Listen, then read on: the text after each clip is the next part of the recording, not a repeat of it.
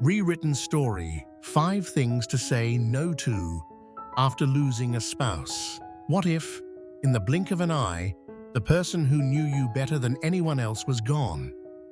Imagine standing in the quiet of your home, surrounded by echoes of laughter that once filled the air, now replaced by an aching silence that presses against your chest. Losing a spouse isn't just a single moment of heartbreak.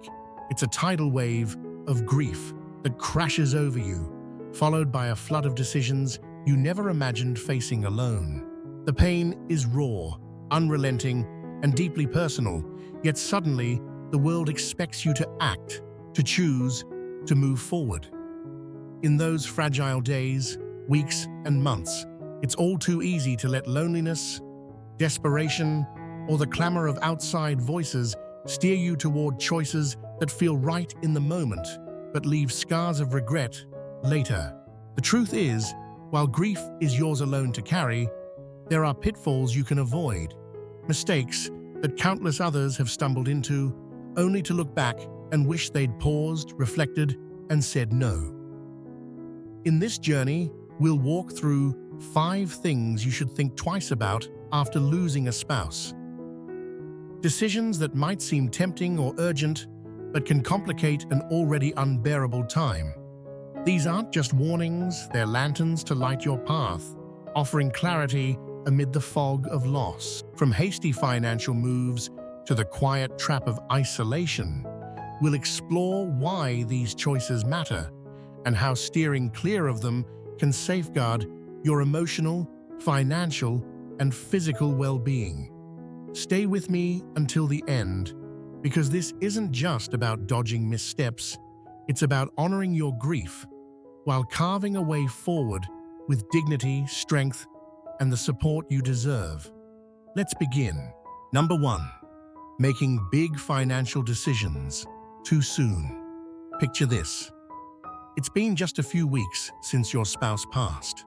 The house feels too big, the silence too loud, and the stack of mail, bills, bank statements, insurance forms grows taller by the day. You sit at the kitchen table, a cup of coffee gone cold, staring at numbers that blur through tear-streaked eyes. Suddenly, you're the sole keeper of a financial world you once shared. Maybe you're tempted to sell the house, cash out investments, or move to a new town for a fresh start. It feels like action might anchor you, like decisive steps could wrest control from the chaos of grief. But here's the catch. When your heart is shattered, your mind isn't at its sharpest. Rushing into major financial decisions too soon is one of the most common and costly mistakes widows and widowers make. Take Margaret, a 74-year-old woman with silver hair and a laugh that once lit up rooms. After her husband of 45 years passed, she found herself drowning in advice. Downsize, her friends urged. It'll be easier to manage. Her son nodded, pointing out the lower utility bills. Even her real estate agent chimed in, promising a quick sale. The logic made sense. Less space, less upkeep, a new chapter. So within 3 months, she sold the sprawling ranch house where they'd raised their kids, hosted barbecues, and watched sunsets from the porch swing. She moved into a tidy apartment in a nearby town, boxes still unpacked, expecting relief. But as the fog of grief began to lift, regret sank in. She missed the creak of the old wooden floors, the rose bushes she'd tended with him, the neighbors who'd become family. The apartment felt sterile, unfamiliar, and far from the comfort she craved. I acted out of panic, she later confessed, her voice trembling. I wish I'd waited until I could think straight. Margaret's story isn't rare. Grief muddies judgment, turning even the savviest minds into vulnerable ones. Financial predators know this. Smooth-talking advisors pitching risky investments, pushy salespeople offering once-in-a-lifetime deals, or even well-meaning relatives nudging you toward choices that suit them more than you. Then there's the impulse to give, handing out money to kids, grandkids, or charities in a burst of generosity that feels noble but leaves you stretched thin years later. The stakes are high. A hasty sale could lock you into a loss. An unwise investment could drain your savings, and impulsive gifts might unravel your security. Experts call it the 1-year rule for a reason. Wait at least 12 months before signing anything irreversible. That's not a magic fix, but it's a buffer. A chance to let the emotional storm settle so you can see the horizon clearly. Consult a financial advisor you trust, someone who knows your long-term needs, not just your immediate pain. In that first year, focus on stabilizing. Pay the bills, sort the paperwork, breathe. The house, the investments, the big moves, they can wait. Your spouse would want you to choose wisely, not desperately. Protect your future by giving yourself time. Number 2, isolating yourself from friends and family. Grief can feel like a solitary confinement, a cell where only you understand the weight of what's been lost. After your spouse dies, the world keeps spinning. Cars honk, birds chirp, people chatter, but inside, time stalls. You might crave solitude, a quiet corner to wrestle with your sorrow alone.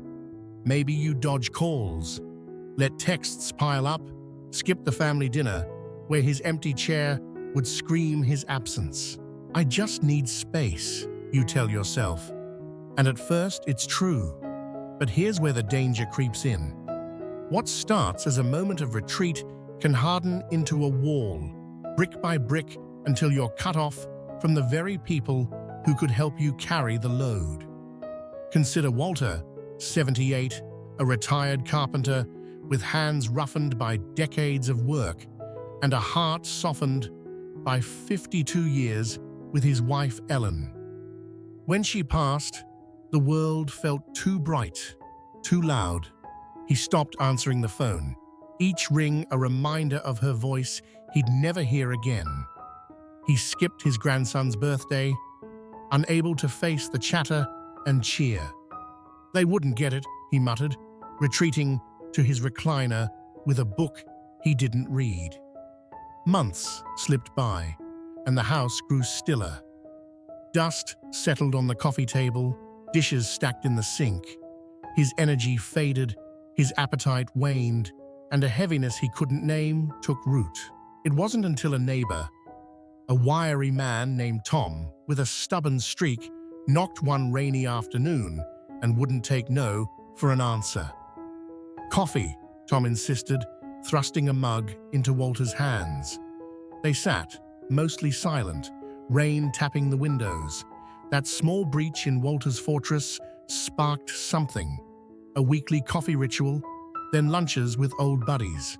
The grief didn't vanish, but it grew lighter, shared. Isolation isn't just lonely, it's perilous. Studies paint a grim picture.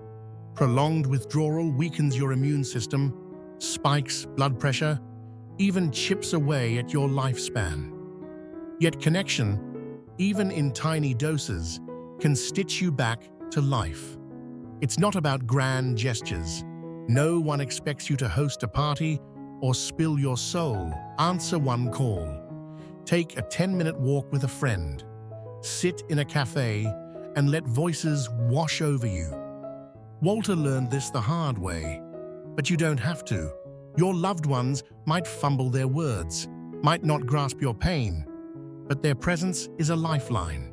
And if they don't understand, seek out those who do. A support group, a widow's circle, an online forum where raw honesty finds an echo. You're not betraying your grief by letting others in. You're giving it room to breathe.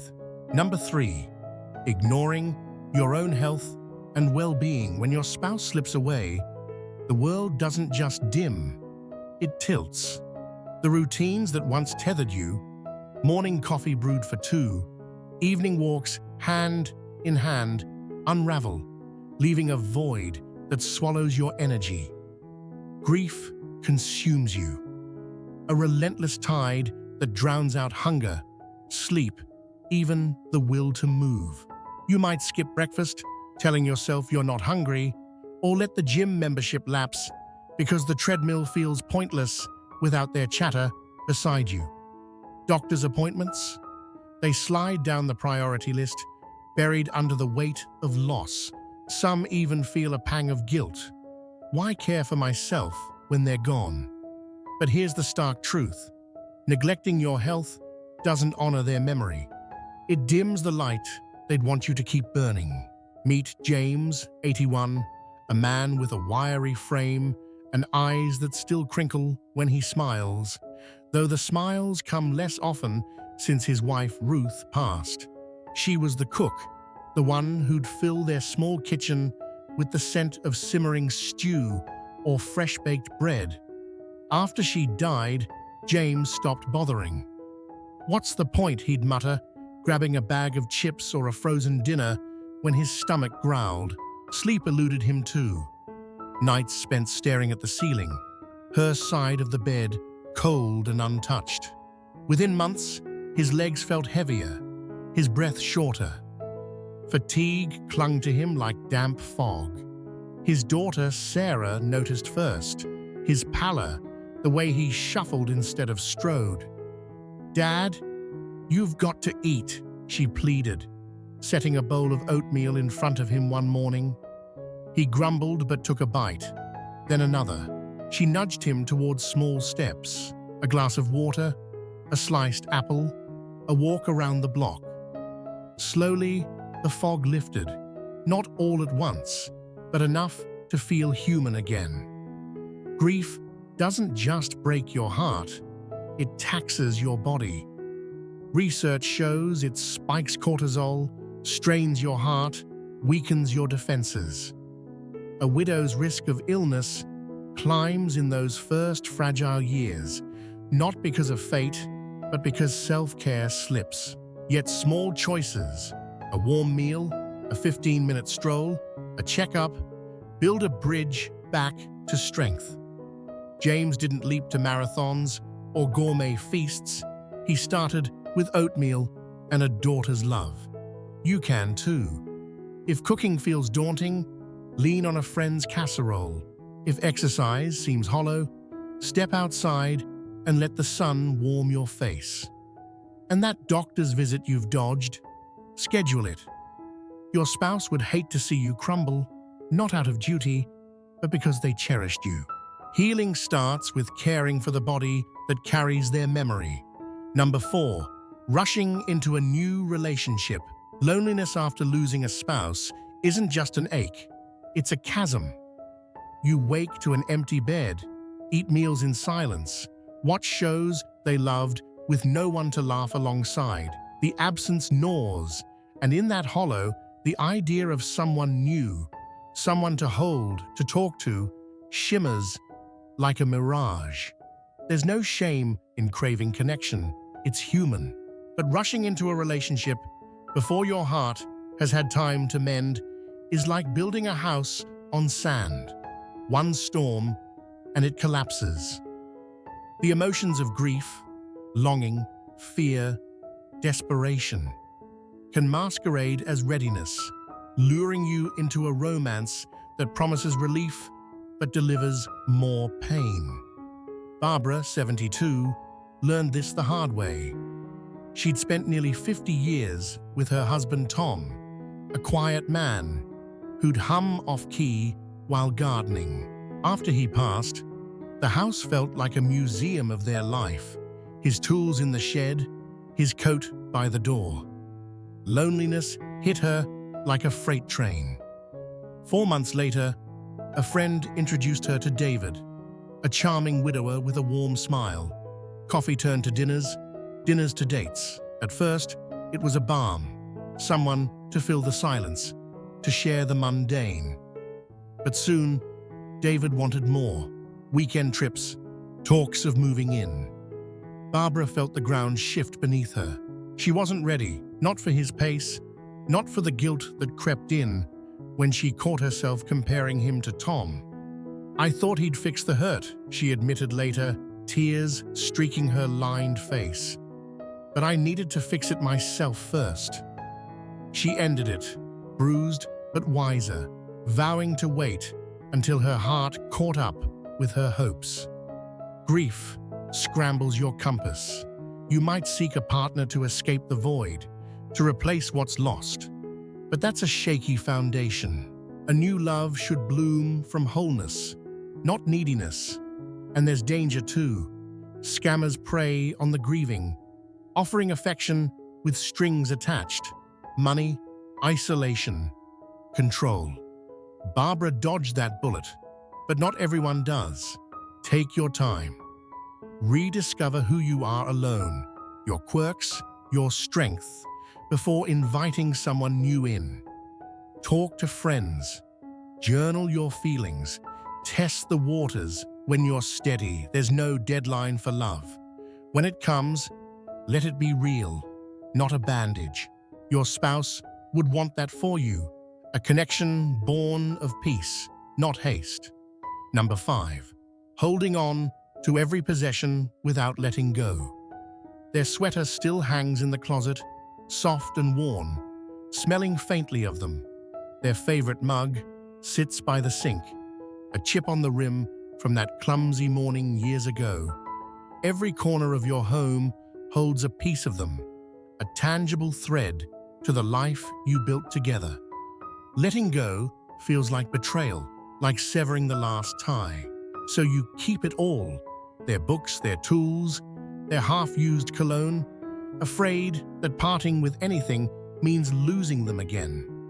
But here's the quiet truth. Clinging to every object can anchor you in grief, turning your home into a museum of sorrow instead of a space to heal.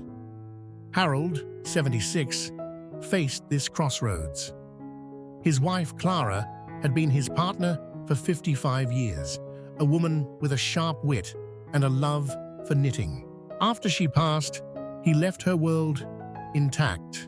Her yarn baskets by the couch, her shoes by the back door, her chair angled just so.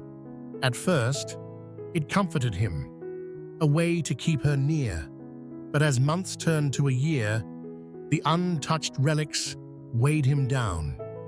Each glance at her shoes sparked not warmth, but a pang, a reminder of what wouldn't return. One spring day, his daughter suggested sorting through Clara's things. Harold resisted, then relented. They kept her favorite scarf, a photo album, a locket. The rest, donated, repurposed, freed him. It wasn't erasing her, he said, voice steady. It was making room to live with her memory, not just her stuff. You don't have to purge everything. Choose treasures, a watch, a letter, a trinket, and let them shine. Start small, a drawer, a shelf. Ignore the chorus of, "You should clear it out until you're ready." Or transform. Stitch their shirt into a pillow, share their books with family. Letting go isn't forgetting. It's honoring them by giving yourself space to breathe. Their love lives in you, not in things. Release what you can, when you can, and carry them forward in a way that lifts, not burdens. Final thoughts: losing a spouse rips the fabric of your life, leaving threads dangling in a wind you can't control. It's a wound that changes how you walk through the world. Tentative, tender, transformed. Yet in that rawness, every choice you make shapes the path ahead. Saying no to these 5 traps: rushing finances, isolating yourself, neglecting health, leaping into romance, hoarding possessions, isn't about denying your grief. It's about cradling it with care, steering clear of regrets that could deepen the hurt. There's no clock on healing, no map for sorrow, but avoiding these stumbles lets you move forward with grace. Your spouse's absence echoes, but their love endures. in the life you still live, the strength you still summon. What resonated most? Maybe it's the patience of waiting, the courage of connecting, the gift of self-care. Share it below. What struck you? What you'll carry forward? Your voice matters, a whisper of hope in this shared journey. If this spoke to you, like, subscribe, share. Together, we'll keep lighting the way. Thank you for being here.